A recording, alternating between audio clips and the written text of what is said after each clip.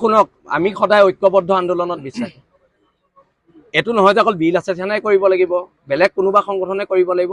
আজি যি যৌথ সংগ্ৰামী মঞ্চৰ প্ৰতিবাদ হৈছে, সেই প্ৰতিবাদত বীৰ লাচিত সেনা অসমৰ নৈতিক সমৰ্থন আছে আৰু বীৰ লাচিত সেনা অসমে সদায় ঐক্যবদ্ধ প্ৰতিবাদত বিশ্বাসী। খালি সমস্যাৰ সমাধান হ'ব লাগে। কোন সংগঠনে সমস্যাৰ সমাধান কৰিছে সেইটো ডাঙৰ কথা নহয়। সমস্যা অৱস্থানৰ পৰা আমি উঠিম। এইটো আপোনালোকক লিখি দিছোঁ যে উক্ত যিখিনি দাবী আছে আমি প্ৰায় 5টা দাবী সন্নিৱিষ্ট কৰিছোঁ।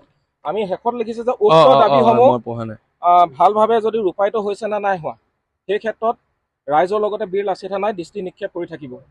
আৰু যেতিয়া দেখিম যে তেওঁৰ ৰাইজৰ গ্ৰহণযোগ্য হিচাপে কাম কৰিছে, তেতিয়া এই অৱস্থানথলীৰ পৰা আমি এই কাৰ্যসূচী উঠাই ল'ম।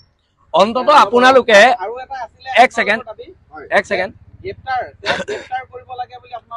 তেওঁ গ্ৰেপ্তাৰ নহয়, তেওঁ প্ৰথম এছকেপেটত ব্লেক লিষ্ট হ'ব লাগিব। আৰু সেই কথাটো আমি ONGC ইতিমধ্যে দিছোঁ স্মাৰক পত্ৰ, আৰু সেইটো ONGCৰ ওচৰত আছে, জিলা প্ৰশাসনৰ ওচৰত আছে আৰু অসম চৰকাৰৰ ওচৰত আছে। এছকেপেটৰ ব্লেক লিষ্ট হ'ব নহয়।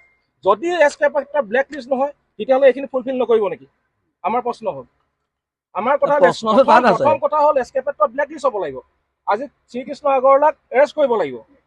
যদি কিবা এটা আইনৰ সুৰুঙাত তেওঁ যদি ওলাই যায়, ব্লেক লিষ্ট নহয় এছকেপেটৰ প্ৰতিষ্ঠান, তেতিয়া এইখিনি ফুলফিল নকৰিব নেকি?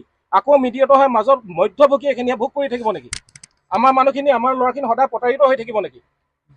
সেই কথাটো আমাৰ পিনৰ পৰা স্পষ্ট। আৰু এইখিনিয়ে কথা। শুনক, আমি সদায় ঐক্যবদ্ধ আন্দোলনত বিশ্বাসী। এইটো নহয় যে অকল বীৰ লাচিত সেনাই কৰিব লাগিব, বেলেগ কোনোবা সংগঠনে কৰিব লাগিব।